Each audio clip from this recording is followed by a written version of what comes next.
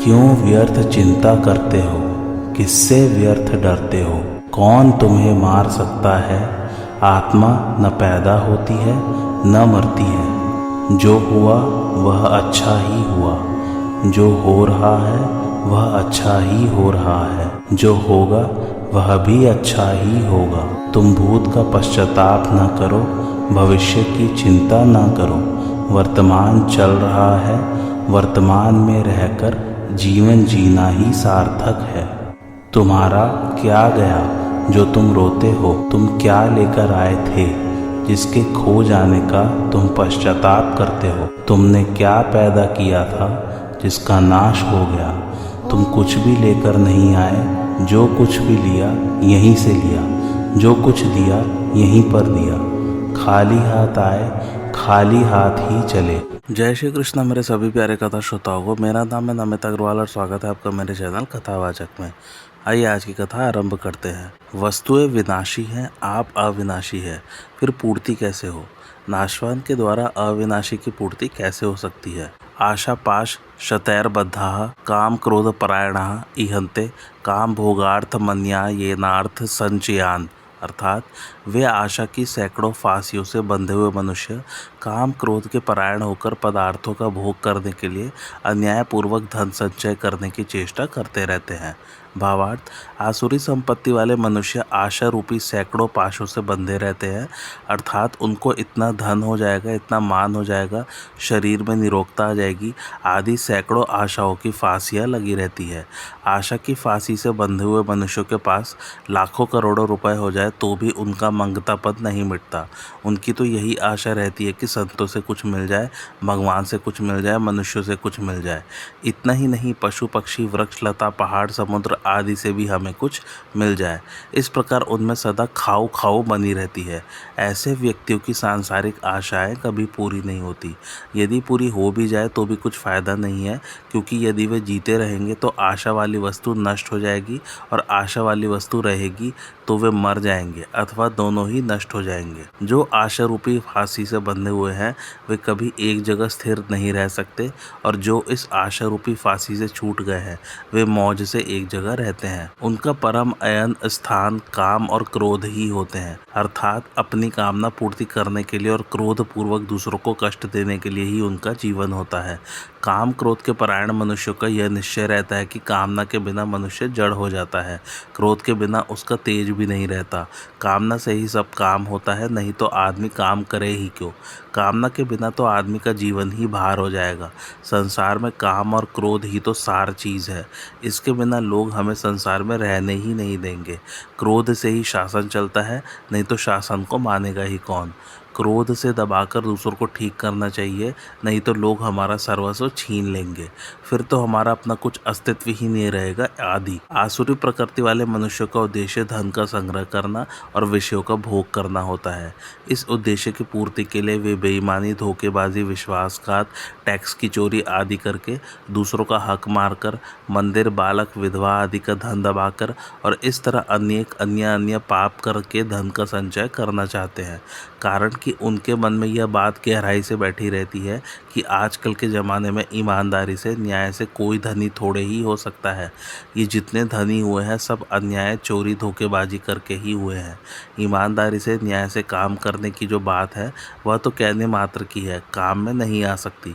यदि हम न्याय के अनुसार काम करेंगे तो हमें दुख पाना पड़ेगा और जीवन धारण करना मुश्किल हो जाएगा।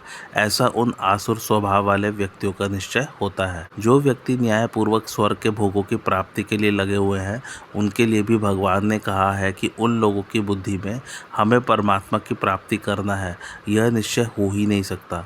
फिर जो अन्यायपूर्वक धन कमाकर प्राणों के पोषण में लगे हुए हैं, उनकी बुद्धि में परमात्मा प्राप्ति का निश्चय कैसे हो सकता है। परंतु वे भी यदि चाहे तो परमात्मा प्राप्ति का निश्चय करके साधन परायण हो सकते हैं।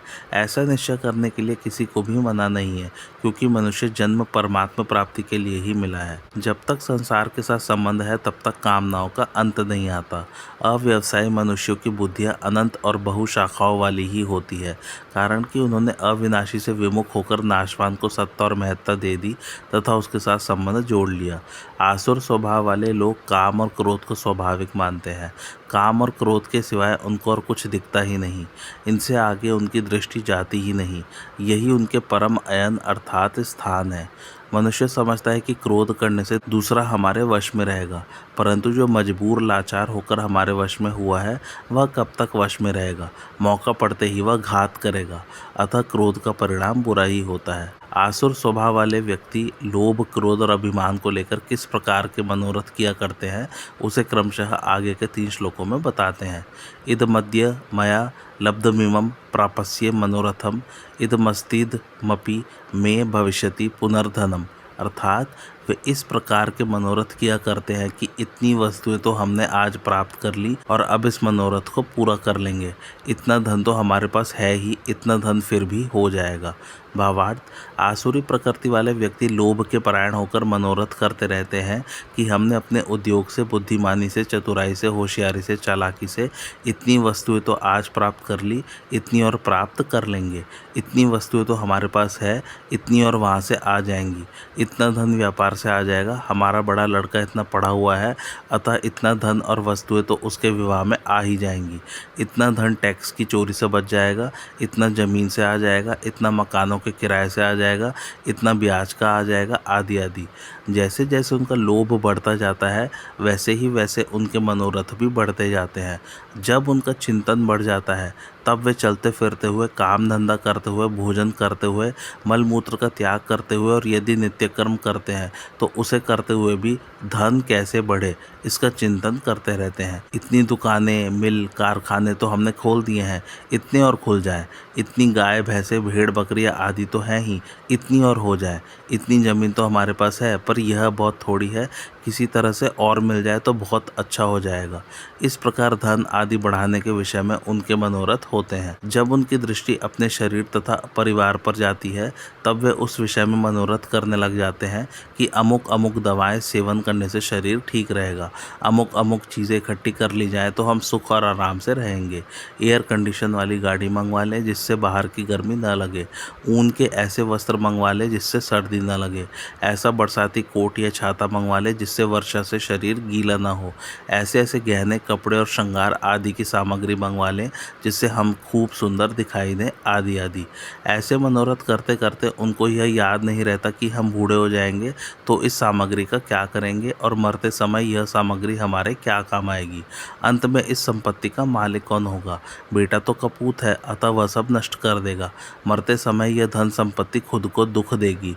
इस सामग्री के लोभ के कारण ही मुझे बेटा बेटी से डरना पड़ता है और नौकरों से डरना पड़ता है कि कहीं ये लोग हड़ताल न कर दें। यहाँ एक प्रश्न आता है कि दैवी संपत्ति को धारण करके साधन करने वाले साधक के मन में भी कभी कभी व्यापार आदि के कार्य को लेकर इतना काम हो गया, इतना काम करना बाकी है और इतना काम आगे हो जाएगा, इतना पैसा आ गया है और इतना वहाँ पर टैक्स देना है, आदि स्फुरणाएँ होती हैं। ऐसी ही स्फुरणाएँ जड़ता का उद्देश्य रखने वाले आसुरी संपत्ति वालों के मन में भी होती है। तो इन दोनों की वृत्तियों में क्या अंतर हुआ? इसका उत्तर यह है कि दोनों की वृत्तियां एक सी दिखने पर भी उनमें बड़ा अंतर है।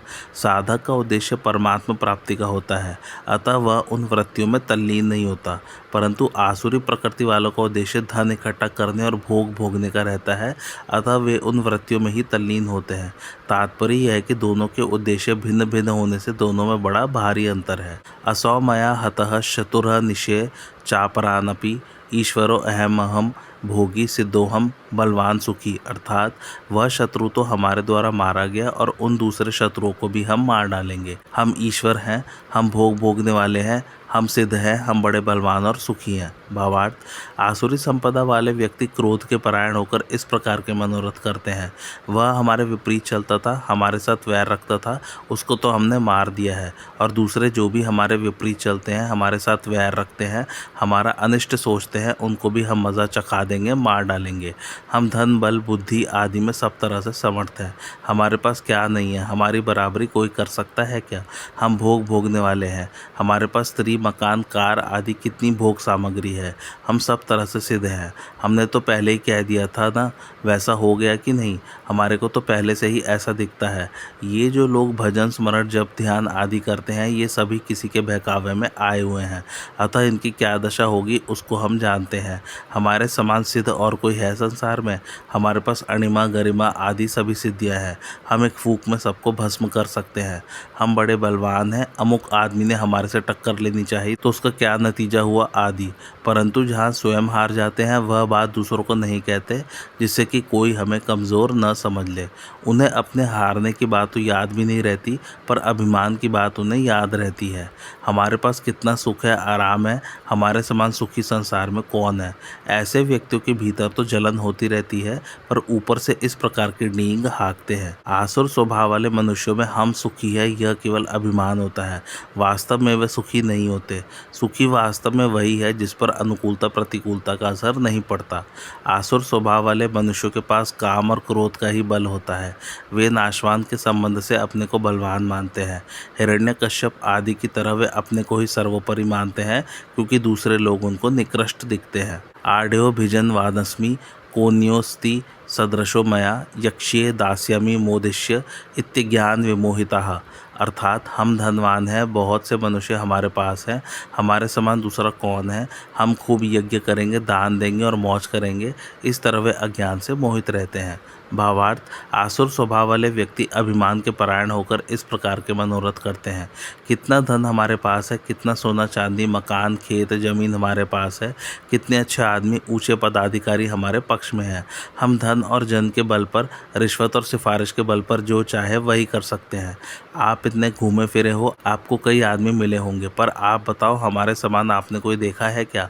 हम ऐसा यज्ञ करेंगे, ऐसा दान करेंगे कि सब पर टांग फेर देंगे। थोड़ा सा यज्ञ करने से, थोड़ा सा दान देने से, थोड़े से ब्राह्मणों को भोजन कराने आदि से क्या होता है? हम तो ऐसे यज्ञ दान आदि करेंगे जैसे आज तक किसी ने न किए हों, क्योंकि मामूली यज्ञ दान कराने से लोगों को क्या पता लगेगा कि इन्होंने यज्ञ किया, दान दिया। बड़े यज्ञ दान से हमारा नाम अखबारों में निकलेगा। किसी धर्मशाला में मकान बनवाएंगे तो उसमें हमारा नाम खुदवाया जाएगा, जिससे हमारी यादगारी रहेगी। हम कितने बड़े आदमी हैं, हमें सब तरह से सब सामग्री सुलभ है, अतः हम आनंद से मौज करेंगे। इस प्रकार अभिमान को लेकर मनोरथ करने वाले आसुर लोग केवल करेंगे करेंगे ऐसा मनोरथ ही करते रहते हैं, वास्तव में करते कराते कुछ नहीं। वे करेंगे भी तो वह भी नाम मात्र के लिए करेंगे। मनोरथ करने वाले आसुर लोग अज्ञान से मोहित रहते हैं, अर्थात मूढ़ता के कारण ही उनकी ऐसे मनोरथ वाली वृत्ति होती है। परमात्मा से विमुख हुए आसुरी संपदा वालों को जीते जी अशांति, जलन, संताप आदि तो होते ही हैं, पर मरने पर उनकी क्या गति होती है इसको आगे के श्लोक में बताते हैं। अनेक चित्त विभ्रांता मोहजाल समावृता प्रसक्ता काम भोगेषु पतंती नरकेषु चौ। अर्थात कामनाओं के कारण तरह तरह से भ्रमित चित्त वाले मोहजाल में अच्छी तरह से फंसे हुए तथा पदार्थों और भोगों में अत्यंत आसक्त रहने वाले मनुष्य भयंकर नरकों में गिरते हैं। भावार्थ, उन आसुर मनुष्यों का एक निश्चय न होने से उनके मन में अनेक तरह की चाहना होती है, और उस एक एक चाहना की पूर्ति के लिए अनेक तरह के उपाय होते हैं, तथा उन उपायों के विषय में उनका अनेक तरह का चिंतन होता है।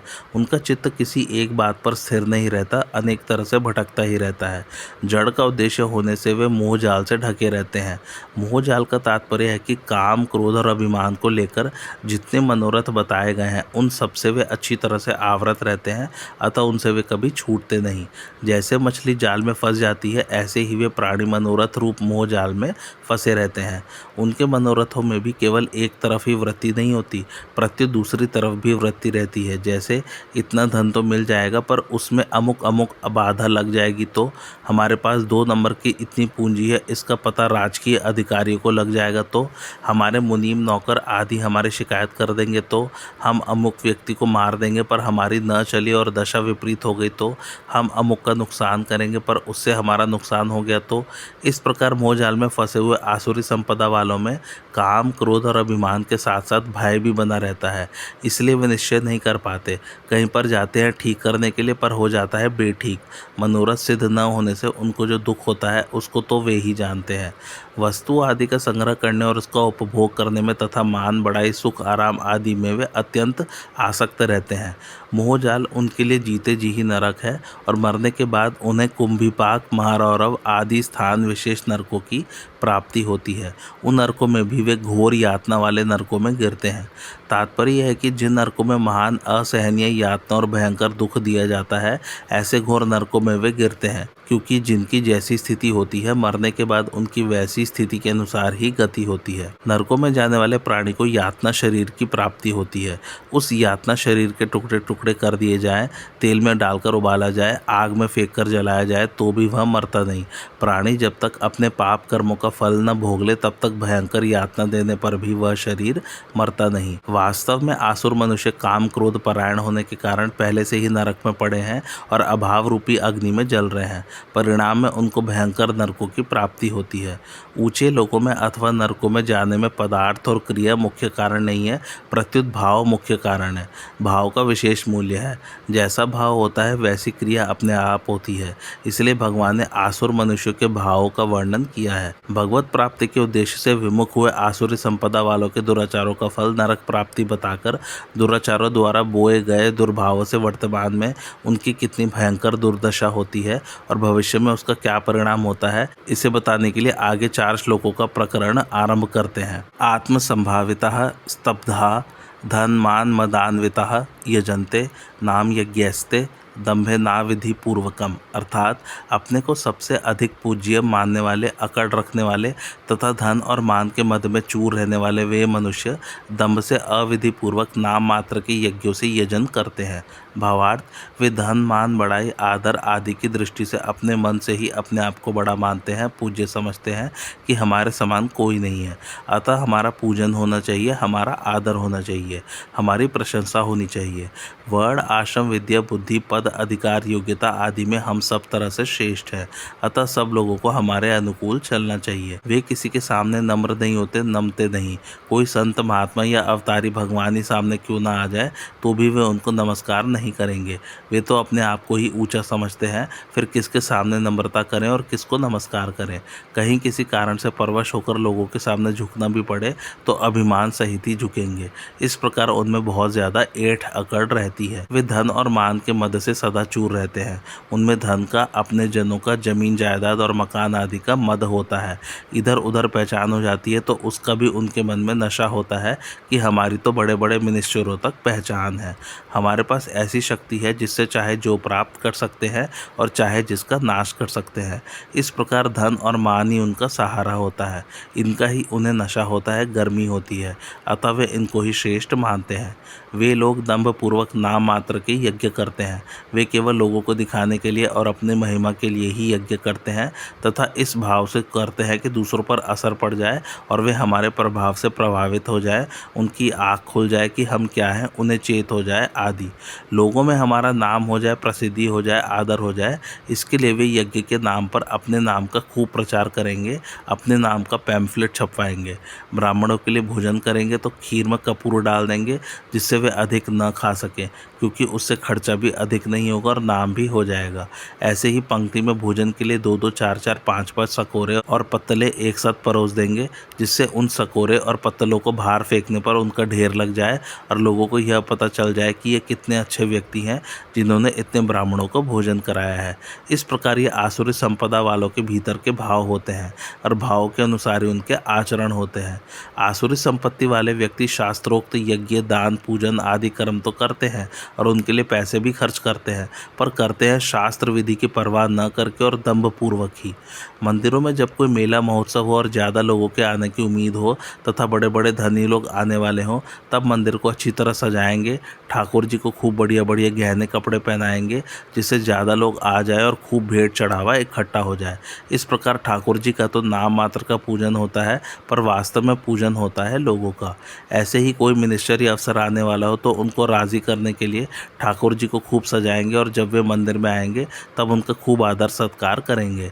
उनको ठाकुर जी की माला देंगे, प्रसाद जो उनके लिए विशेष रूप से तैयार रखा रहता है देंगे, इसलिए कि वे राज़ी हो जाएंगे तो हमारे व्यापार में, घरेलू कामों में हमारी सहायता करेंगे, मुकदमे आदि में हमारा पक्ष लेंगे आदि। इन भाव से वे ठाकुर जी का जो पूजन करते हैं वह तो नाम मात्र का पूजन है। वास्तव में पूजन होता है अपने व्यापार का, घरेलू कामों का, लड़ाई झगड़ों का, क्योंकि उनका उद्देश्य ही वही है। गौ सेवी संस्था संचालक भी गौशालाओं में प्रायः दूध देने वाली स्वस्थ गायों को ही रखेंगे और उनको अधिक चारा देंगे, पर लूली, लंगड़ी, अपाहिज, अंधी और दूध न देने वाली गायों को नहीं रखेंगे, तथा किसी को रखेंगे भी तो उसको दूध देने वाली गायों की अपेक्षा बहुत कम चारा देंगे। परंतु हमारी गौशाला में कितना गोपालन हो रहा है, इसकी असलियत की तरफ ख्याल न करके केवल लोगों को दिखाने के लिए उसका झूठा प्रचार करेंगे। छापा, लेख, विज्ञापन, पुस्तिका आदि छपवा कर बांटेंगे, जिससे पैसा तो अधिक से अधिक आए पर खर्चा कम से कम हो। धार्मिक संस्थाओं में भी जो संचालक कहलाते हैं वे प्रायः उन धार्मिक संस्थाओं के पैसों से अपने घर का काम चलाएंगे। अपने को नफ़ा किस प्रकार हो, हमारी दुकान किस तरह चले, पैसे कैसे मिले, इस प्रकार अपने स्वार्थ को लेकर केवल दिखावटीपन से सारा काम करेंगे। प्रायः साधन भजन करने वाले भी दूसरे को आता देखकर आसन लगाकर बैठ जाएंगे, भजन ध्यान करने लग जाएंगे, माला घुमाने लग जाएंगे, परंतु कोई देखने वाला न हो तो बातचीत में लग जाएंगे, ताश चौपड़ खेलेंगे अथवा सो जाएंगे। ऐसा जो साधन भजन होता है वह केवल इसलिए कि दूसरे मुझे अच्छा माने, भक्त माने और मेरी प्रशंसा करे, मेरा आदर सम्मान करे, मुझे पैसे मिले, लोगों में मेरा नाम हो जाए आदि। इस प्रकार ये साधन भजन भगवान का तो नाम मात्र के लिए होता है, पर वास्तव में साधन भजन होता है अपने नाम का, अपने शरीर का, पैसों का। इस प्रकार आसुरी प्रकृति वालों के विषय में कहाँ तक कहा जाए। वे आसुर मनुष्य शास्त्र विधि को तो मानते ही नहीं, सदा शास्त्र निषिद्ध काम करते हैं। वे यज्ञ दान आदि तो करेंगे पर उनको विधि पूर्वक नहीं करेंगे। दान करेंगे तो सुपात्र को न देकर कुपात्र को देंगे, कुपात्रों के साथ ही एकता रखेंगे। इस प्रकार उल्टे उल्टे काम करेंगे। बुद्धि सर्वथा विपरीत होने के कारण उनको उल्टी बात भी सुलटी ही दिखती है। आसुर स्वभाव वाले मनुष्य दूसरों से प्रतिस्पर्धा रखते हैं और इसलिए यज्ञ करते हैं कि दूसरों की अपेक्षा हमारे में कोई कमी न रह जाए, कोई हमारे को यज्ञ करने वालों की अपेक्षा नीचा न मान ले। वे केवल लोगों में अपनी प्रसिद्धि करने के लिए यज्ञ करते हैं, फल पर विश्वास नहीं रखते। दूसरा व्यक्ति यज्ञ करता है तो वे ऐसा समझते हैं कि वह भी अपनी प्रसिद्धि के लिए ही यज्ञ करता है। ईश्वर और परलोक पर विश्वास न होने के कारण उनकी दृष्टि विधि पर नहीं रहती। विधि का विचार वही करते हैं जो ईश्वर और परलोक को मानते हैं कि अमुक कर्म का अमुक फल होगा। आसुर मनुष्यों की सब चेष्टाएं दिखावटी होती हैं, परंतु उनके भीतर में अभिमान होता है कि हम दूसरों से भी बढ़िया यज्ञ करेंगे। उनमें अपनी जानकारी का भी अभिमान होता है कि हम समझदार हैं, दूसरे सब मूर्ख हैं, समझते नहीं। वास्तव में उनमें कोरी मूर्खता भरी होती है। अहंकारम बलम दर्पम कामम क्रोधम च संश्रिताः मामात्म परदेहेषु प्रद्युषन्तो अभ्यसूयकाः। अर्थात वे अहंकार, हट, घमंड, कामना और क्रोध का आश्रय लेने वाले मनुष्य अपने और दूसरों के शरीर में रहने वाले मुझ अंतर्यामी के साथ द्वेष करते हैं तथा मेरे और दूसरों के गुणों में दोष दृष्टि रखते हैं। भावार्थ, वे आसुर मनुष्य जो कुछ काम करेंगे उसको अहंकार, हट, घमंड, काम और क्रोध से ही करेंगे। जैसे भक्त भगवान के आश्रित रहता है, ऐसे ही वे आसुर लोग अहंकार, हट, काम आदि के आश्रित रहते हैं। उनके मन में यह बात अच्छी तरह से जची हुई रहती है कि अहंकार, हट, घमंड, कामना और क्रोध के बिना काम नहीं चलेगा। संसार में ऐसा होने से ही काम चलता है, नहीं तो मनुष्य को दुख ही पाना पड़ता है। जो इनका आश्रय नहीं लेते वे बुरी तरह से कुचले जाते हैं। सीधे साधे व्यक्ति को संसार में कौन मानेगा। इसलिए अहंकार आदि के रहने से ही अपना मान होगा, सत्कार होगा और लोगों में नाम होगा, जिससे लोगों पर हमारा दबाव, आधिपत्य रहेगा। भगवान कहते हैं कि मैं जो उनके शरीर में और दूसरों के शरीर में रहता हूँ, उस मेरे साथ वे आसुर मनुष्य वैर रखते हैं। भगवान के साथ वैर रखना क्या है? श्रुति और स्मृति ये दोनों मेरी आज्ञाएं हैं। इनका उल्लंघन करके जो मन माने ढंग से बर्ताव करता है, वह मेरी आज्ञा भंग करके मेरे साथ द्वेष रखने वाला मनुष्य निश्चित ही नरकों में गिरता है। वे अपने अंतःकरण में विराजमान परमात्मा के साथ भी विरोध करते हैं, अर्थात हृदय में जो अच्छी स्फुरणाएं होती हैं, सिद्धांत की अच्छी बातें आती हैं, उनकी वे उपेक्षा, तिरस्कार स्वीकार करते हैं उनको मानते नहीं। वे दूसरे लोगों की अवज्ञा करते हैं, उनका तिरस्कार करते हैं, अपमान करते हैं, उनको दुख देते हैं, उनसे अच्छी तरह से द्वेष रखते हैं। यह सब उन प्राणियों के रूप में भगवान के साथ द्वेष करना है। वे मेरे और दूसरों के गुणों में दोष दृष्टि रखते हैं। मेरे विषय में वे कहते हैं कि भगवान बड़े पक्षपाती हैं, वे भक्तों की तो रक्षा करते हैं और दूसरों का विनाश करते हैं। यह बात बढ़िया नहीं है। आज तक जितने संत महात्मा हुए हैं और अभी भी जो संत महात्मा तथा अच्छी स्थिति वाले साधक हैं, उनके विषय में वे आसुर लोग कहते हैं कि उनमें भी राग द्वेष, काम क्रोध, स्वार्थ, दिखावटीपन आदि दोष पाए जाते हैं। किसी भी संत महात्मा का चरित्र ऐसा नहीं है जिसमें ये दोष न आए हों। अतः यह सब पाखंड है। हमने भी इन सब बातों को करके देखा है। हमने भी संयम किया है, भजन किया है, व्रत किए है, तीर्थ किए हैं, पर वास्तव में इनमें कोई दम नहीं है। हमें तो कुछ नहीं मिला, मुफ्त में ही दुख पाया। उनके करने में वह समय हमारा व्यर्थ में ही बर्बाद हुआ है। वे लोग भी किसी के बहकावे में आकर अपना समय बर्बाद कर रहे हैं। अभी ये ऐसे प्रवाह में बहे हुए हैं और उल्टे रास्ते पर जा रहे हैं। अभी इनको होश नहीं है, पर जब कभी चेतेंगे तब उनको भी पता लगेगा। आदि आदि आसुरी प्रकृति वाले मनुष्य अपनी जिद पर पक्के रहते हैं और अपनी बात को ही सच्चा मानते हैं। यह सिद्धांत है कि जो खुद दुखी होता है वही दूसरों को दुख देता है। आसुर मनुष्य खुद दुखी रहते हैं, इसलिए वे दूसरों को भी दुख देते हैं। उनको कहीं भी गुण नहीं दिखता, प्रत्युत दोष ही दोष दिखते हैं। उनकी ऐसी मान्यता होती है कि सब अच्छाई हमारे में ही है। उनको संसार में कोई अच्छा आदमी दिखता ही नहीं। तानहम द्विषतः क्रूरान संसारेषु नराधमान क्षिपाम्य जस्त्रम शुभाना सुरिष्वेव योनिषु। अर्थात उन द्वेष करने वाले, क्रूर स्वभाव वाले और संसार में महान, नीच, अपवित्र मनुष्यों को मैं बार बार आसुरी योनियों में ही गिराता रहता हूँ। भावार्थ, अब आसुरी संपदा के विषय का इन दो श्लोकों में उपसंहार करते हुए भगवान कहते हैं कि ऐसे आसुर मनुष्य बिना ही कारण सबसे वैर रखते हैं और सबका अनिष्ट करने पर ही तुले रहते हैं।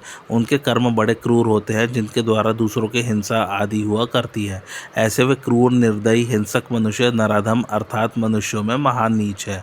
उनको मनुष्यों में नीच कहने का मतलब यह है कि नरकों में रहने वाले और पशु पक्षी आदि अपने पूर्व कर्मों का फल भोगकर शुद्ध हो रहे हैं, और ये आसुर मनुष्य अन्याय पाप करके पशु पक्षी आदि से भी नीचे की ओर जा रहे हैं। इसलिए इन लोगों का संग बहुत बुरा कहा गया है। नरकों का वास बहुत अच्छा है, पर विधाता हमें दुष्ट का संग कभी न दे, क्योंकि नरकों के वास से तो पाप नष्ट होकर शुद्धि आती है, पर दुष्टों के संग से अशुद्धि आती है, पाप बनते हैं। पाप के ऐसे बीज बोए जाते हैं जो आगे नरक तथा 84 लाख योनियां भोगने पर भी पूरे नष्ट नहीं होते। प्रकृति के अंश शरीर में राग अधिक होने से आसुरी संपत्ति अधिक आती है, क्योंकि भगवान ने कामना को संपूर्ण पापों में हेतु बताया है। उस कामना के बढ़ जाने से आसुरी संपत्ति बढ़ती ही चली आती है। जैसे धन की अधिक कामना बढ़ने से झूठ, कपट, छल आदि दोष विशेषता से बढ़ जाते हैं और वृत्तियों में भी अधिक से अधिक धन कैसे मिले ऐसा लोभ बढ़ जाता है। फिर मनुष्य अनुचित रीति से, छिपाव से, चोरी से धन लेने की इच्छा करता है। इससे भी अधिक लोभ बढ़ जाता है तो फिर मनुष्य डकैती करने लग जाता है और थोड़े धन के लिए मनुष्य की हत्या कर देने में भी नहीं हिचकता। इस प्रकार उसमें क्रूरता बढ़ती रहती है और उसका स्वभाव राक्षसों जैसा बन जाता है। स्वभाव बिगड़ने पर उसका पतन होता चला जाता है और अंत में उसे कीट पतंग आदि आसुरी योनियों और घोर नरकों की महान यातना भोगनी पड़ती है। जिनका नाम लेना, दर्शन करना, स्मरण करना आदि भी महान अपवित्र करने वाला है, ऐसे क्रूर, निर्दयी, सबके वैरी मनुष्य के स्वभाव के अनुसार ही भगवान उनको आसुरी योनि देते हैं। भगवान कहते हैं, मैं उनको उनके स्वभाव के लायक ही कुत्ता, सांप, बिच्छू, बाघ, सिंह आदि आसुरी योनियों में गिराता हूँ। वह भी एक दो बार नहीं, प्रत्युत बार बार गिराता हूँ, जिससे वे अपने कर्मों का फल भोगकर शुद्ध निर्मल होते रहें। भगवान का उनको आसुरी योनियों में गिराने का तात्पर्य क्या है? भगवान का उन क्रूर, निर्दयी मनुष्यों पर भी अपनापन है। भगवान उनको पराया नहीं समझते, अपना द्वेषी, वैरी नहीं समझते, प्रत्युत अपना ही समझते हैं। जैसे जो भक्त जिस प्रकार भगवान की शरण लेते हैं, भगवान भी उनको उसी प्रकार आश्रय देते हैं। ऐसे ही जो भगवान के साथ द्वेष करते हैं, उनके साथ भगवान द्वेष नहीं करते, प्रत्युत उनको अपना ही समझते हैं। दूसरे साधारण मनुष्य जिस मनुष्य से अपनापन करते हैं, उस मनुष्य को ज़्यादा सुख आराम देकर उसको लौकिक सुख में फंसा देते हैं, परंतु भगवान जिनसे अपनापन करते हैं, उनको शुद्ध बनाने के लिए वे प्रतिकूल परिस्थिति भेजते हैं, जिससे वे सदा के लिए सुखी हो जाए, उनका उद्धार हो जाए। जैसे हितैषी अध्यापक विद्यार्थियों पर शासन करके उनकी ताड़ना करके पढ़ाते हैं, जिससे वे विद्वान बन जाए, उन्नत बन जाए, सुंदर बन जाए। ऐसे ही जो प्राणी परमात्मा को जानते नहीं, मानते नहीं और उनका खंडन करते हैं, उनको भी परम कृपालु भगवान जानते हैं, अपना मानते हैं और उनको आसुरी योनियों में गिराते हैं, जिससे उनके किए हुए पाप दूर हो जाएं और वे शुद्ध निर्मल बनकर अपना कल्याण कर लें। आसुरीम योनिमापन्ना मूढ़ा जन्मनि जन्मनि मामा प्राप्यैव कौन्तेय ततो यान्त्यधमाम गतिम। अर्थात हे कुंती नंदन, वे मूढ़ मनुष्य मुझे प्राप्त न करके ही जन्म जन्मांतर में आसुरी योनि को प्राप्त होते हैं, फिर उससे भी अधिक अधम गति में अर्थात भयंकर नरकों में चले आते हैं। भावार्थ, भगवान ने आसुर मनुष्य को बार बार पशु पक्षी आदि की योनियों में गिराने की बात कही। अब उसी बात को लेकर भगवान यहाँ कहते हैं कि मनुष्य जन्म में मुझे प्राप्त करने का दुर्लभ अवसर पाकर भी वे आसुर मनुष्य मेरी प्राप्ति न करके पशु पक्षी आदि आसुरी योनियों में चले आते हैं और बार बार उन आसुरी योनियों में ही जन्म लेते रहते हैं। भगवान पश्चाताप के साथ कहते हैं कि अत्यंत कृपा करके मैंने जीवों को मनुष्य शरीर देकर इन्हें अपना उद्धार करने का मौका दिया और यह विश्वास किया कि ये अपना उद्धार अवश्य कर लेंगे, परंतु ये नराधम इतने मूढ़ और विश्वासघाती निकले कि जिस शरीर से मेरी प्राप्ति करनी थी उससे मेरी प्राप्ति न करके उल्टे अधम गति को चले गए। मनुष्य शरीर प्राप्त हो जाने के बाद वह कैसा ही आचरण वाला क्यों न हो, अर्थात दुराचारी से दुराचारी क्यों न हो, वह भी यदि चाहे तो थोड़े से थोड़े समय में और जीवन के अंत काल में भी भगवान को प्राप्त कर सकता है। भगवान ने अपनी प्राप्ति सबके लिए अर्थात प्राणी मात्र के लिए खुली रखी है। हाँ, यह बात हो सकती है कि पशु पक्षी आदि में उनको प्राप्त करने की योग्यता नहीं है, परंतु भगवान की तरफ से तो किसी के लिए भी मना नहीं है।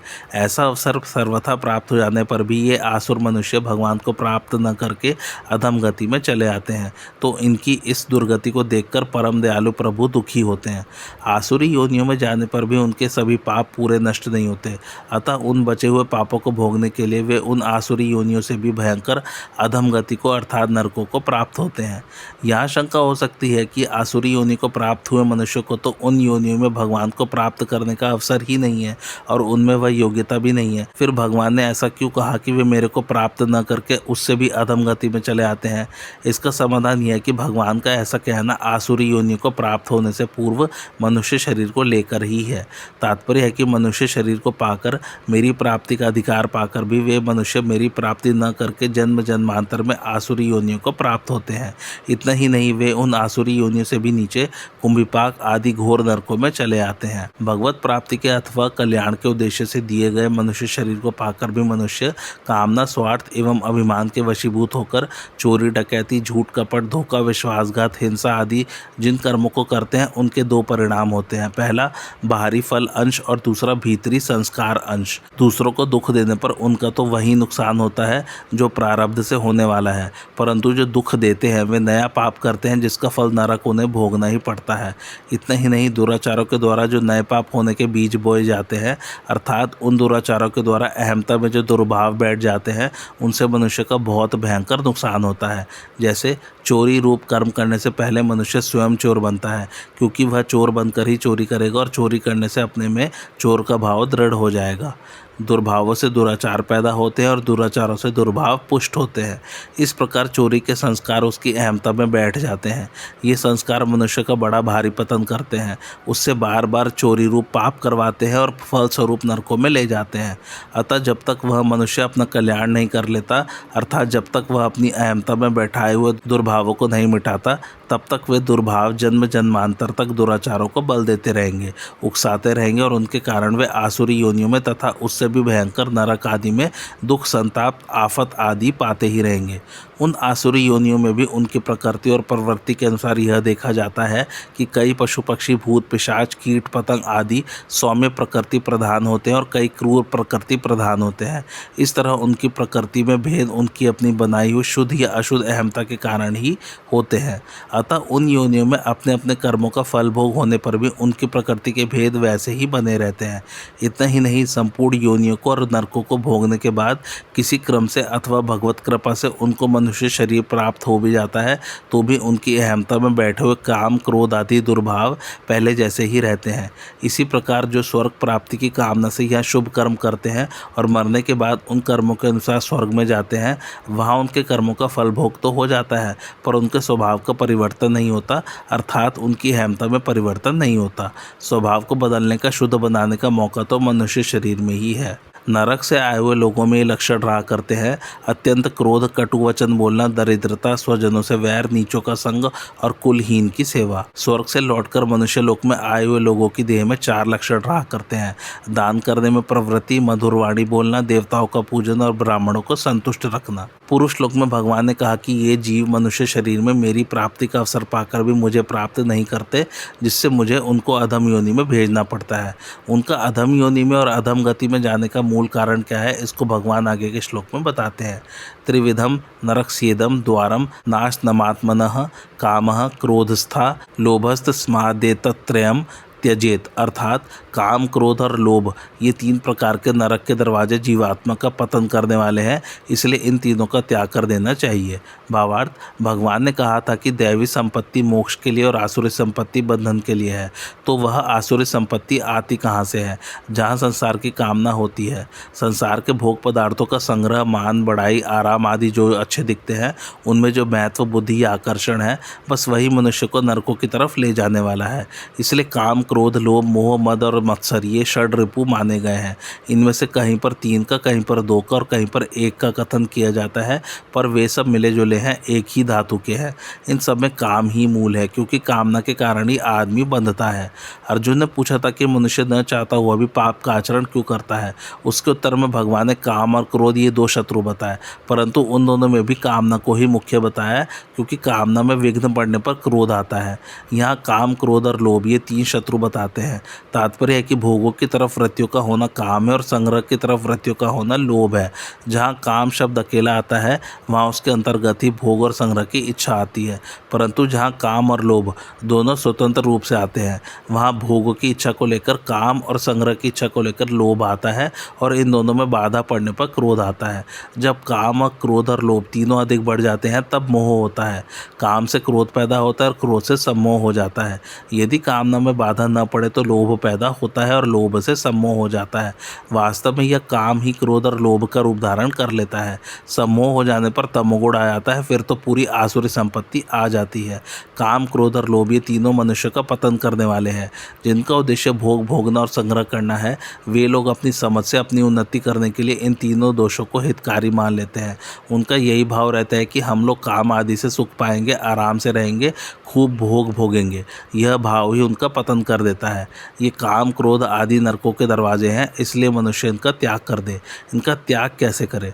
भगवान ने बताया है कि प्रत्येक इंद्रिय के विषय में अनुकूलता और प्रतिकूलता को लेकर राग और द्वेष स्थित रहते हैं। साधक को चाहिए कि वह इनके वशीभूत न हो। वशीभूत न होने का अर्थ है कि काम, क्रोध, लोभ को लेकर, अर्थात इनके आश्रित होकर कोई कार्य न करे, क्योंकि इनके वशीभूत होकर शास्त्र, धर्म और लोक मर्यादा के विरुद्ध कार्य करने से मनुष्य का पतन हो जाता है। भोग भोगना काम है, संग्रह करना लोभ है। भोग और संग्रह में बाधा देने वाले पर क्रोध आता है। ये तीनों आसुरी संपत्ति के मूल है। सब पाप इन तीनों से ही होते हैं। व्यक्ति और पदार्थ तो यहीं छूट जाते हैं, पर भीतर का भाव आसुर मनुष्य को नरकों में ले जाता है। आज की कथा यही समाप्त होती। कैसी लगी आप लोग को मेरी कथा, मुझे कमेंट करके ज़रूर बताइए, और मेरे चैनल कथावाचक को लाइक, शेयर और सब्सक्राइब जरूर कीजिए। Thanks for watching. धन्यवाद।